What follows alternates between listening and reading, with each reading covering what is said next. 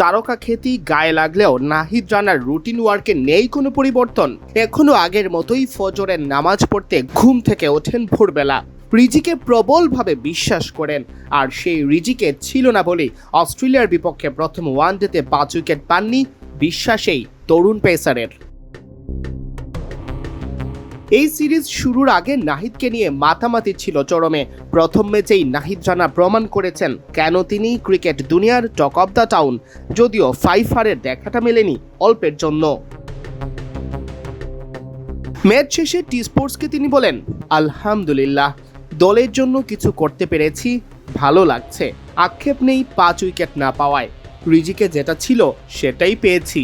রিজিকে যেটা আছে যেভাবেই হোক পাবেন, রিজিকে যা নেই তা কখনোই পাবেন না। চেষ্টা করেছিলাম দলকে সাহায্য করার।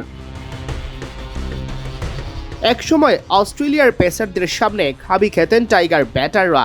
নাহিদ রানা সেই দৃশ্যকে ঘুরিয়ে দিয়েছেন 180 ডিগ্রি।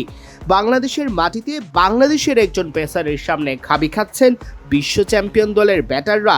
এই দৃশ্য তো অনেকের কাছেই ছিল অকল্পনীয়। নাহিদ শুধু বল হাতেই আগুন ছড়াননি, কথার লড়াইটাও জমিয়ে তুলেছিলেন মাঠে।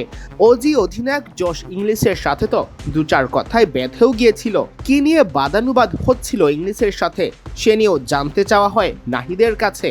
জবাবে টাইগার পেসার বলেন, এটা ক্রিকেটে হয়েই থাকে, হিট অফ দ্য মোমেন্ট। সেরকম কোনো কিছু না, সাধারণ ঘটনা। সবাই বলছিল শান্ত থাকো, তুমি তোমার কাজটা করো।